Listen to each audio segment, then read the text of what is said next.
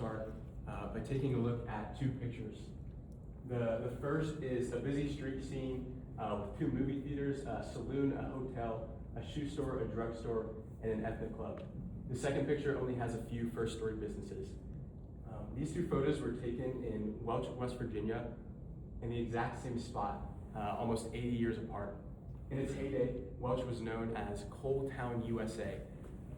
But when the local coal industry began to decline, so did its population. Since the 1950s, Welch has lost almost half of its population. What happened in Welch is a small picture of what happened in the entire surrounding region. Welch is located in the heart of Central Appalachia, which is the subregion consisting of Eastern Kentucky, West Virginia, and Southwestern Virginia. There might be no subregion or region in the U.S. so closely associated with a single industry as this region is with coal. The coal industry swept into the region in the late 1800s and dominated the economy through World War II. Since the 1940s, it has begun a steep decline with tens of thousands of coal jobs disappearing every decade. And while this region is traditionally known for its ties to the coal industry, some other developments have brought it to national attention in recent years. Central Appalachia has some of the worst disparities in terms of population loss, health outcomes, and family breakdown in the entire country. And so this region both depended on a single industry, the coal industry, and has some of the worst disparities in these three areas of population loss, declining health, and family breakdown. And for the rest of this presentation, I'll be using social decay as an umbrella term for these three categories. But how do we know what a declining society looks like, or how do we know what a healthy society should look like? I think that the Bible gives us a helpful understanding of what society is intended to be. First, God created humanity to dwell with him. Only after the fall are they separated from his presence, and then they're further scattered after their vain attempts to reach heaven at Babel. Since God intended for humanity to dwell together in one place, this kind of segregation of humanity into different pockets, it runs contrary to his intended design for humanity. Central Appalachia has suffered from a continual population loss since the 1940s, when the coal industry began to decline. Likewise, declining health and mortality are not a reflection of God's original design.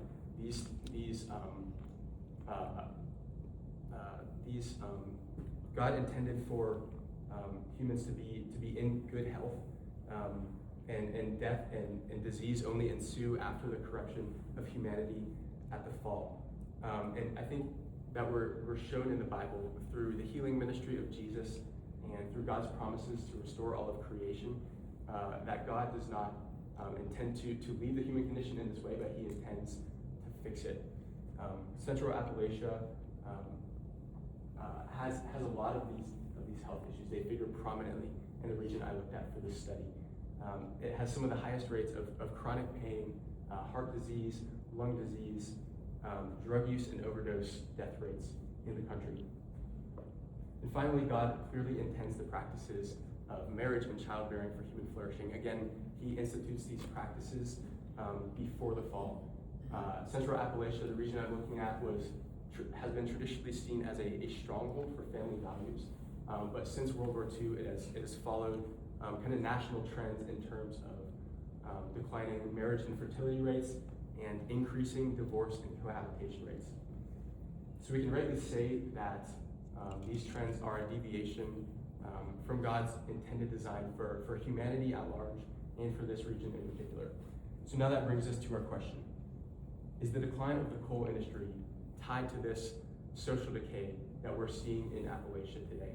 In other words, what effect did the decline of the coal industry have on the people of the region? Is there a correlation between the two? But before looking at the effects of coal's decline, I want to first look at, did coal ever actually benefit the region in the first place? And two sub-questions will help us do that. First, did coal ever really benefit the Appalachian economy?